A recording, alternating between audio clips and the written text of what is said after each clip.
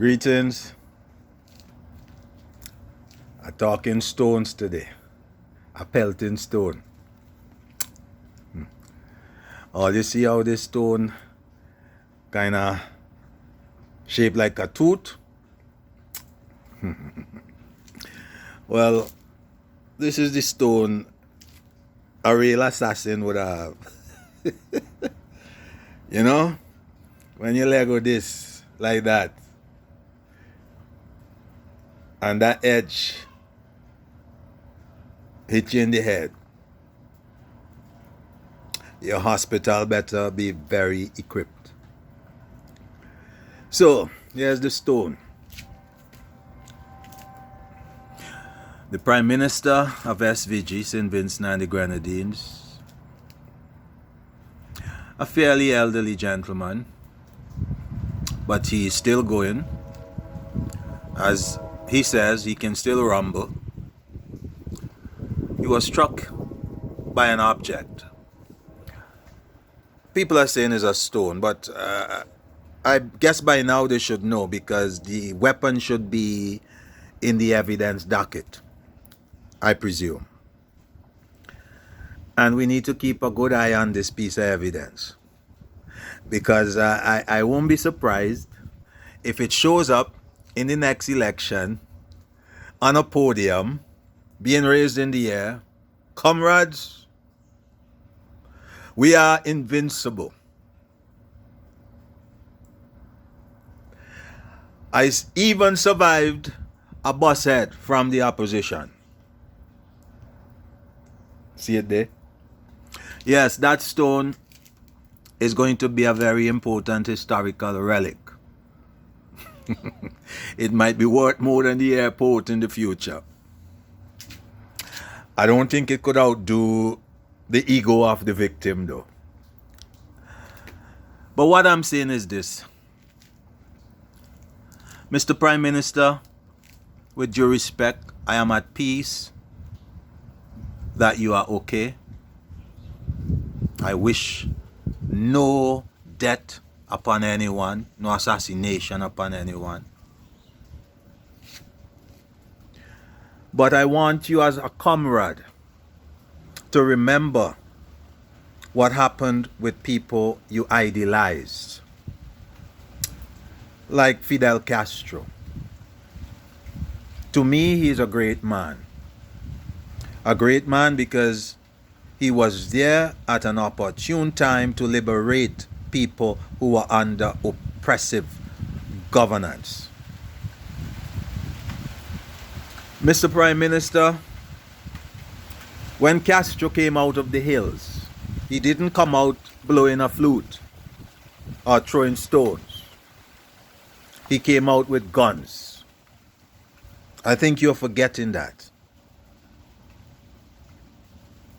Sometimes violence is necessary in history to defeat oppressive governance. I am not advocating violence in my little country. I'm just stating a reality. But Mr. Prime Minister, there are a couple of things, you know. You need to fire the Minister of National Security. He put the Prime Minister's office at grave, quote unquote, grave risk.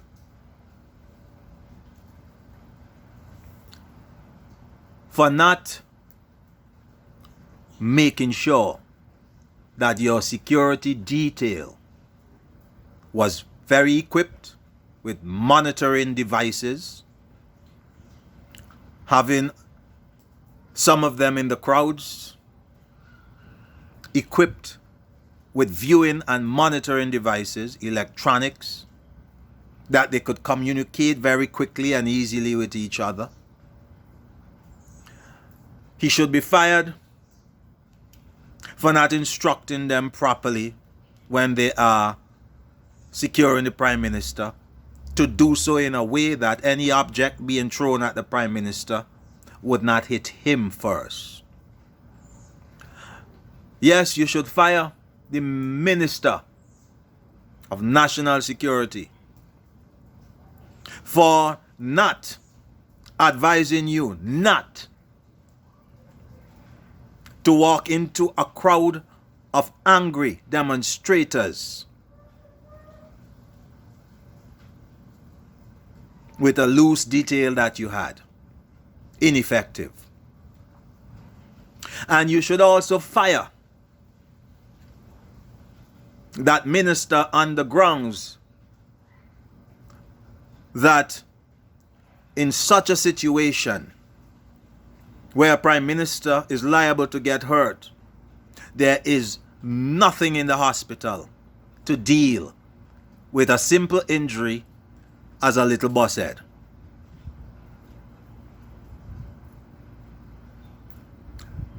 Somebody needs to be fired, Mr. Prime Minister. And I just realized that that minister is you. So I am hereby asking you to fire yourself for incompetency. And on top of that, Mr. Prime Minister, you came back from Barbados where you had to go to deal with the injury and immediately jump in a motorcade, Mr. Prime Minister? What if there were 10 million sharp stones lined up along the route? You didn't think about that? The Minister of Defense did not advise you about the dangers?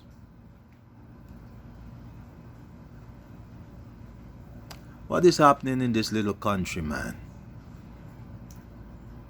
Somebody has gone crazy with power. But you know what? The people, I said in what year was it? The year you had the referendum. I said personally that since the people refuse to get rid of that colonial duppy constitution, I bet you that Comrade is going to use it to show them what they refuse to get rid of. And indeed you are, sir. Using it to the hilt, a tilt. A hilt. You're using it.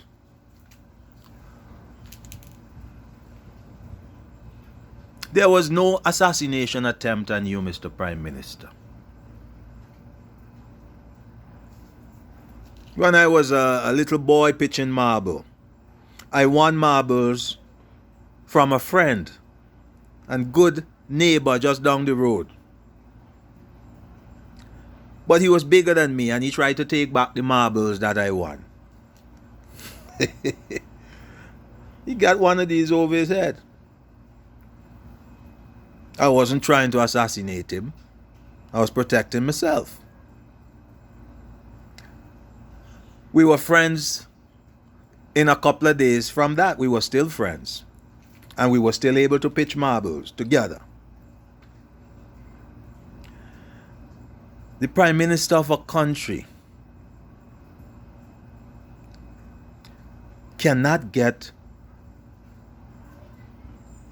a bruise in the head attended to in his own country. What does that say, Mr. Prime Minister, after 20 years of ruling your country? You want to build 2 ports in Kingstown, 5 minutes from each other. What is that going to do to the environment? What is that going to do to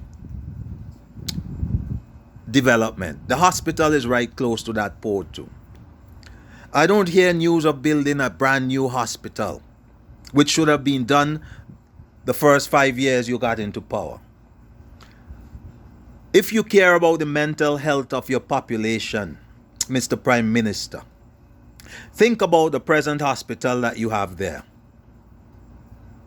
It's filthy inside. You know, people who go there to await the birth of their children have to wait outside, sitting down on a bench. Patients in the hospital have to look out. The only view that they have is a cemetery. That was for beyond colonial, sir. That should never be happening in today's world, that patients in a hospital have to look out and see a cemetery in front of them, knowing that there are hardly any facilities in that hospital to save their lives if they got hit in the head. Now tell me, Mr. Prime Minister, you are advocating for mandatory jabs. What if these jabs, not what, it's happening. What if people develop complications? They're going to die. There's nothing in your hospital to deal with these complications.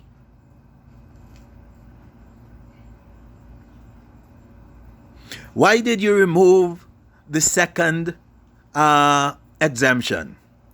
I've been talking about that in the media. Maybe you just realized that you were contradicting yourself. How could you base an exemption on the science? Follow the science. And your second exemption is follow the belief. Follow the belief. Somebody must have made sense to the parliament. Yes, I say that even though a person's faith is their right, you know. But I believe it was done out of convenience again, because you are a politician of convenience and opportunism. You write that very well. You are easy to predict because of that. So it's no surprise to me that that was removed. Why? Because too many people are going to claim religious exemption. And you can't have that. Opportunism again, for a man who is always quoting the Bible to the people of St. Vincent. Why? Opportunism. Because you know that you live in a state of dead rats who are still controlled by religion. So it is very opportunistic to appear to be a religious leader.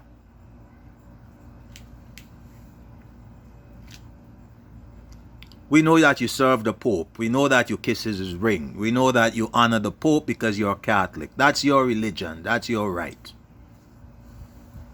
And that is why you are not a good leader for African people. And that is why the black masses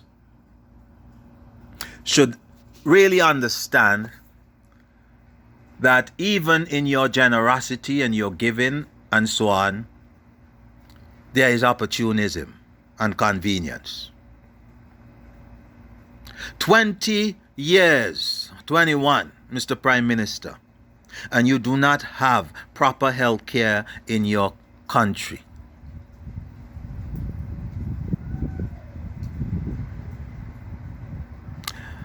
These things are very sad to Vincentians like myself,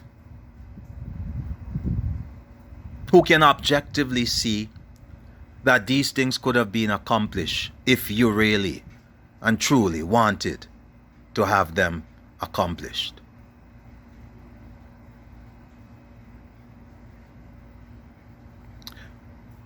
Comrade, I have on red and yellow. I'm missing me green. The colors that represent three parties in St. Vincent and the Grenadines. It's about time that the people in St. Vincent open their third eyes and realize that parties only divide the very tiny population that you have. It's about time our people realize that they can be governed without parties. But they are going to, all the naysayers are going to, how are you going to do that?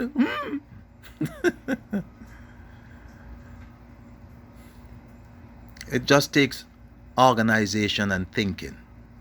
It just takes for people to have a vision outside of what they were, trained with in the University of the West Indies and all the other universities. All you were given were European choices of political organization. All the ism, communism, socialism, this ism, that ism, one partyism, this, that ism, all of these isms. Construct something based on who you are and where you are and your geography and your demography. Only approximately 100 and something thousand people. Why do you need a party? Why do you need parties? All you need to do is to construct a very intelligent constitution that gives power to the people,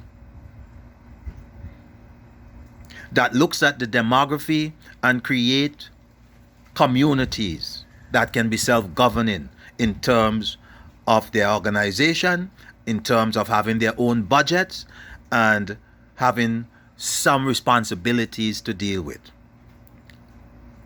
And yes, these communities can still have representatives that meet in a national council.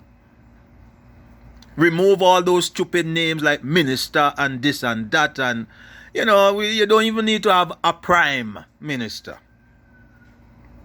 All of these things are archaic European ideas that may work for them, but has never worked for black people.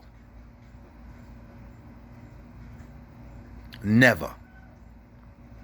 And it's not getting better. Democracy is when people are empowered to help themselves, to save themselves. When people are more involved in governing and government, they feel more important about themselves. They are more motivated. There are less enemies. But that is going to take another millennium, because it has to start in the schools. That kind of thinking that I'm projecting.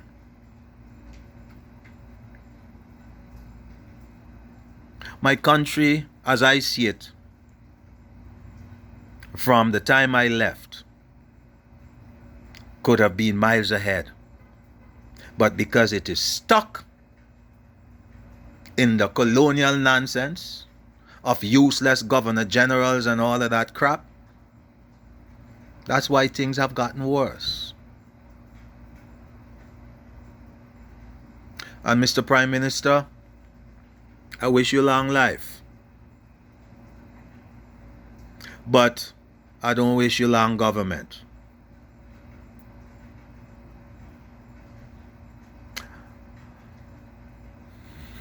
My people, wanna wake up here, all you wake up. Shake off the duppy them that have all you trodden down. Stop sleeping. Stop thinking that you owe your leaders anything. Everything that they have done, they haven't done it for you.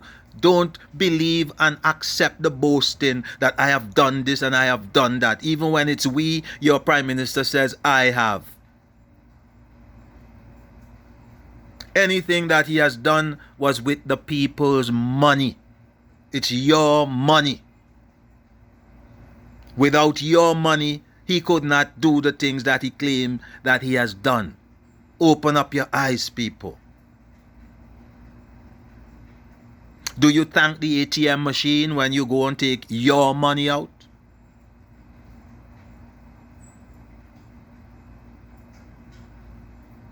A leader, a political leader, is not a God that you must worship. A political leader is a servant of the people.